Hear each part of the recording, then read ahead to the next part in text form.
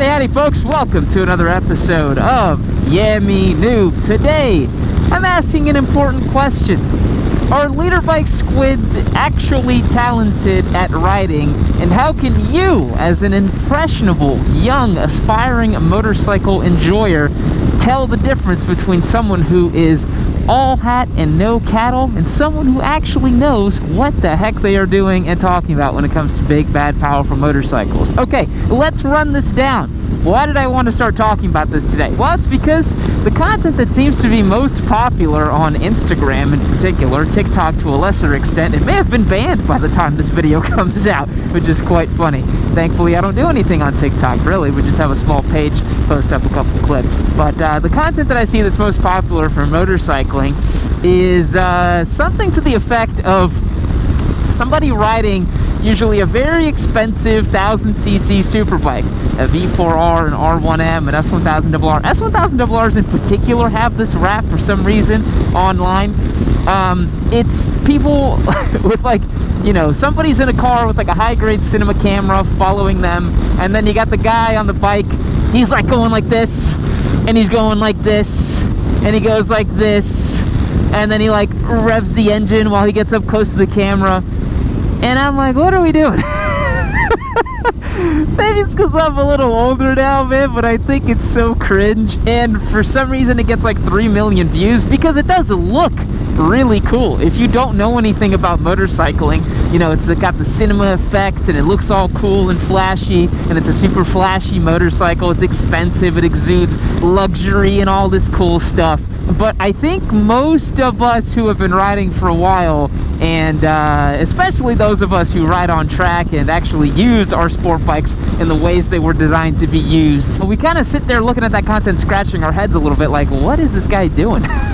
Why are we doing hand gestures and revving our engines and stuff? So a lot of young and impressionable riders and soon-to-be riders see this and think, wow, that guy's on a 1000, he's incredible, he's so skilled, he's amazing. I would like to tell you guys something, and don't take this the wrong way, but it doesn't really require much skill to go in a straight line on a highway at about 80 miles an hour on a super bike and do some you know, little dances and, you know, revving your engine and kind of looking kind of silly on your bike. It doesn't take much skill.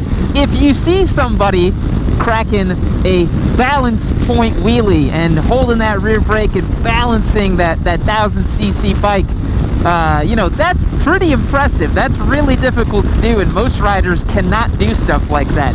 And that's the other angle I wanted to take on this today, is you might see certain things that makes you think, oh yeah, like anybody who rides an S1000RR can do incredible balance point wheelies and, like, you know, crazy stunts on their bike, because, you know, that's what those bikes can do. But the bike does not equal rider skill, and rider skill, especially with motorcycling, comes way into effect when you're talking about these kind of bikes, right? A 1000cc motorcycle, to do that kind of like wheelie, is very difficult, requires a great degree of skill, of bravery, of technique. And like I said, if you're hitting that rear brake and balancing it, it's very impressive. Think of someone like Jixer Bra. Love him or hate him, the Bra is very talented at doing wheelies, and he has somehow managed to stay alive for this long, so it can't all be down to luck, right?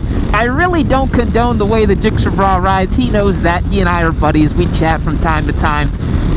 But I just think that it's a very irresponsible way to ride, right?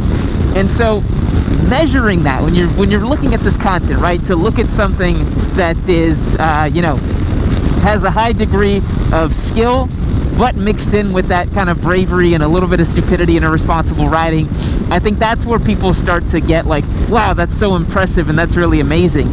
The type of content that I think is a little sketchy is the type of content that is obviously not very high skilled and yet exudes the same level of kind of bravery and stupidity. And that to me is a recipe for disaster. Whenever I see someone like Jixer Bra hitting crazy wheelies on the street and doing stuff, you know, I see a guy that can do those things and has a level of skill to do them, and realistically probably won't have anything go wrong with it. I don't really love his super high speeding stuff, like I said, but you know, when you see somebody doing a wheelie like that, it's pretty impressive. The other flip side of this is you know, wheelies in particular are very nuanced, right? And you'll see guys talk about this who actually know how to do wheelies. There's a very well-known effect called the Dunning-Kruger effect, right? This is basically something that measures confidence over knowledge, right?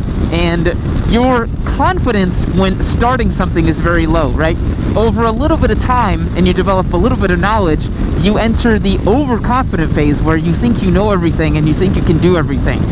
Usually then something bad happens and it dips your confidence, and your knowledge has to develop more over time, and then you actually have a degree of mastery with the thing that you're trying to do. So the perfect example of this is someone who has started riding, maybe 2 or 3 years into it. They can do a little bit of wheelies, but the kind of wheelies they do are these like really fast speed, chase him out wheelies, not respecting the rear brake, and you know, putting themselves in a very big bit of danger.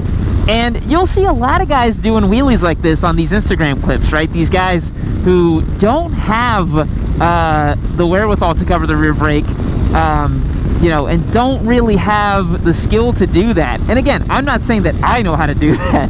I'm just pointing out that you can see somebody do a second or third gear clutch up wheelie on a 1000cc motorcycle, chase the crap out of it, and end up going 130 miles an hour.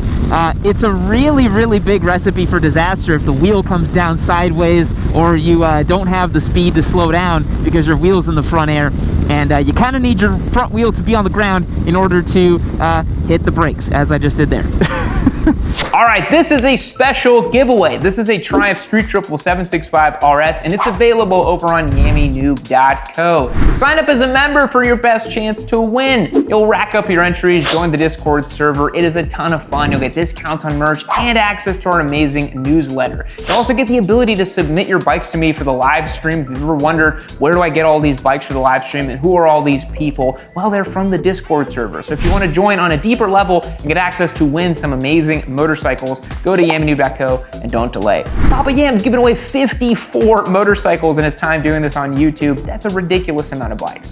And I just worry that a lot of the content that's being created online is creating unrealistic expectations for what motorcycling should and could be for these young and aspiring riders, right?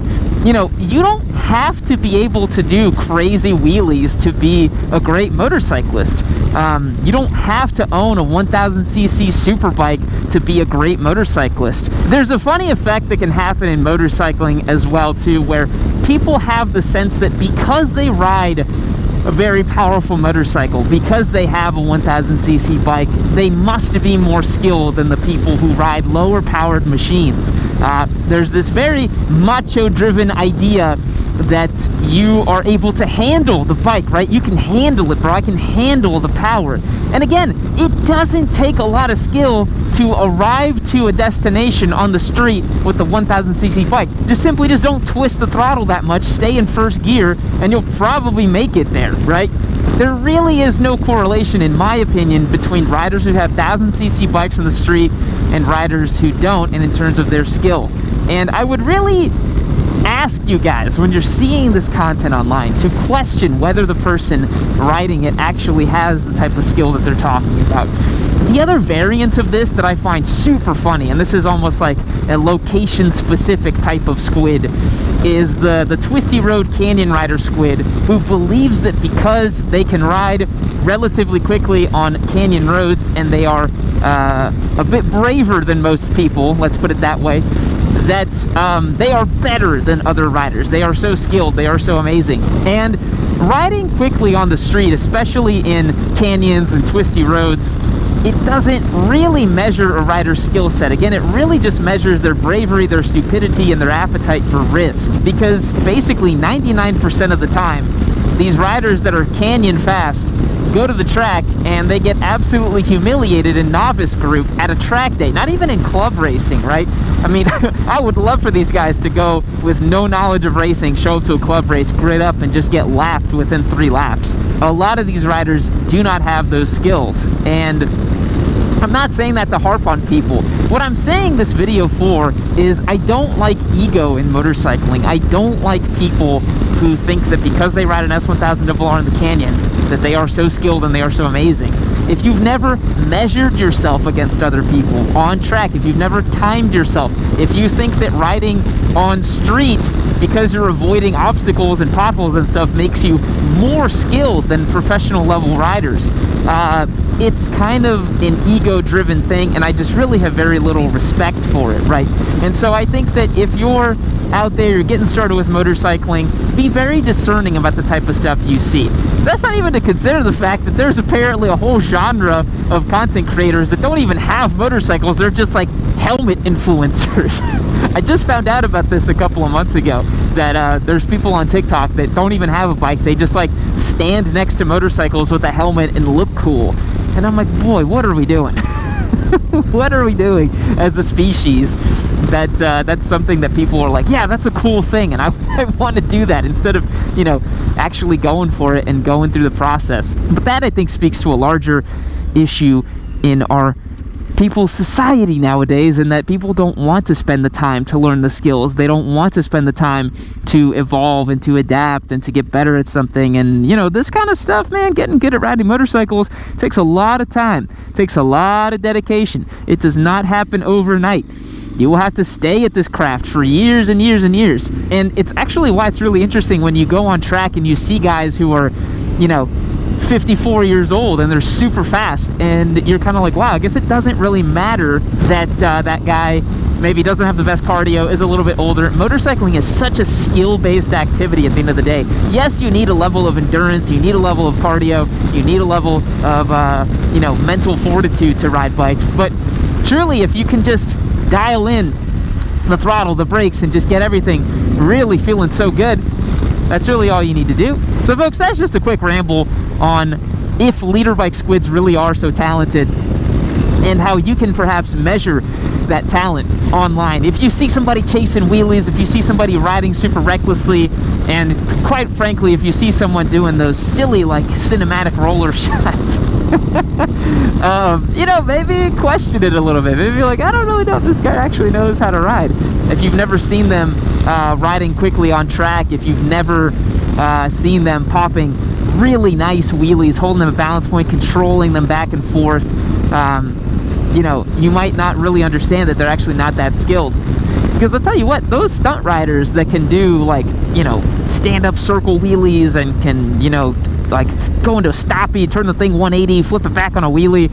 I mean, if you've never tried doing that, man, it is supremely, supremely impressive what these guys can do. And I have respect for it because they do it in a lot. They do it safely, away from others. Yeah, some of them do it on the street. I don't really agree with that, but I am really happy to see stunt riders doing it more in a lot and that sort of thing. That does make it a little bit safer as well. So boys, I think that's going to wrap up today's video. If it's cold where you are, stay warm out there. We are in the middle of winter. I would love to be back in spring and summer. It will hopefully be here sooner than I can shake a stick at, blink, I don't know, something like that. Catch you guys in the next one. See you later. All right, everybody, this video is over. There's no more to watch on this beautiful video between me and you, but this Triumph Street Triple 765 RS is available on yammynoob.co as a giveaway bike. Hit that link while you're waiting for the next video to load. Become a member. It'll take you as easy as 1, 2, 3, and then you're signed up to win. How cool is that? Papa Yam's giving away 54 bikes. You could be the next one.